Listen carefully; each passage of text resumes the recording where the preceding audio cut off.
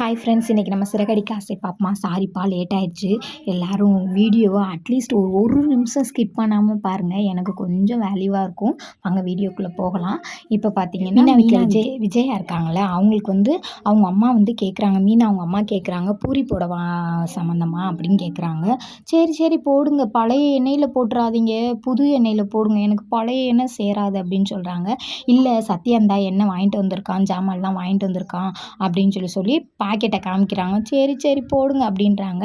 அப்புறம் பார்த்திங்கன்னா முத்து போய் அவங்க அப்பாட்ட சொல்கிறாரு, "அப்பா இப்படி நான் படிக்க போகிறேன்லப்பா, அங்கே ஒருத்தரை பார்த்தேன்ப்பா, வாட்ட சாட்டமாக நல்லா அழகாக இருப்பார்ப்பா, அவங்க வந்து இன்கம் டேக்ஸ் ஆஃபீஸர்ப்பா, எனக்கு ஹெல்ப் பண்ணுறேன்னு சொல்லியிருக்காங்கப்பா" அப்படின்னு சொல்லியிருக்காரு.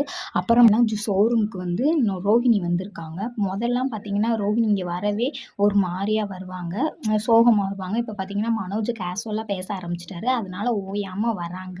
இப்போ மனோஜில் சொல்கிறாங்க, உங்களால தான் கடன் கட்ட முடியல, அந்த அந்த வீட்டை விற்றுட்டிங்கன்னா நல்ல ரேட்டுக்கு போகும், அந்த காசை வச்சா நமக்கு ஒரு பங்கு கிடைக்கும், நம்மளும் கடனை அடைச்சிட்டு நம்மளும் கொஞ்சம் பெரிய ஆளாக ஆகலாம் அப்படின்னு ரோஹிணி ஐடியா கொடுக்குறாங்க. அப்போ ஐடியா கொடுக்கையில் மனோஜ் சொல்கிறாரு, இதை நான் சொல்லிட்டேன், எங்கள் வீட்டில் என்னைய சத்தம் தான் போடுறாங்களே ஒழிய கேட்க மாட்டுறாங்க அப்படின்னு சொல்கிறாங்க. அதை விற்றாலும் நமக்கு ஒரு பிரச்சனையும் இல்லை அப்படின்னு சொல்கிறாங்க. ஏன் பிரச்சனை இல்லைன்ற ஓம் பங்கு உனக்கு வரும்ல மனோஜ் அப்படின்றாங்க.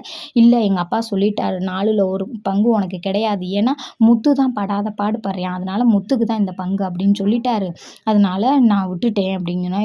அது எப்படி உன் பங்கு உனக்கு இல்லாமல் போகும், நம்ம வந்து கோர்ட்டில் கேஸ் போடுவோம், உனக்கு உன் பங்கு வாங்குவோம் அப்படின்னு சொல்கிறாங்க.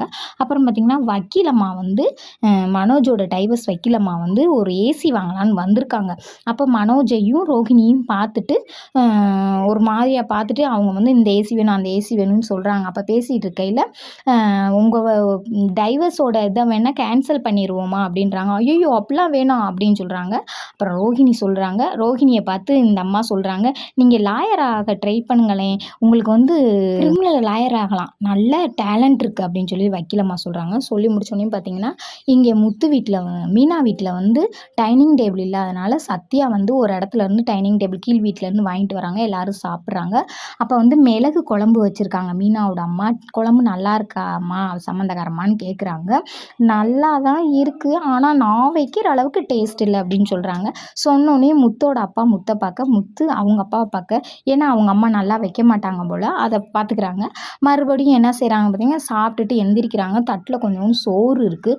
அப்போ என்னங்க சம்மந்தக்காரமா சோறு இருக்குது, அதோடு எந்திரிச்சிட்டிங்க, உங்களுக்கு குழம்பு எதுவும் பிடிக்கலையா, வேறு எதுவும் செஞ்சு தரவா அப்படின்னு சொல்லி கேட்குறாங்க.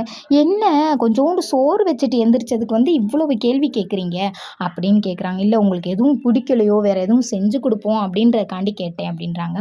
இல்லை இல்லை, டீசெண்டாக சாப்பிட்றவங்க யாருமே தட்டில் வலிச்சு நக்க மாட்டாங்க, இப்படி தான் சாப்பிடுவாங்க அப்படின்னு சொல்கிறாங்க. திரும்பியுமே ஃப்ளாஷ்பேக் நினச்சி பார்த்துக்கிறாங்க முத்து அப்பாவும். அப்புறம் திரும்பியுமே இன்னொன்று அவங்க அம்மா சொல்ல வராங்க, எப்பா இனிமேல் ஃப்ளாஷ்பேக் போக முடியாதுப்பா அப்படின்னு சொல்லி முத்து சொல்லிடுறாரு. சொன்னோன்னையும் முத்துக்கும் ஒரு ஃபோன் வருது, முத்து உங்கள் அம்மாவுக்கும் ஒரு ஃபோன் வருது. 2 பேருமே ஃபோனு அலோன்றாங்க.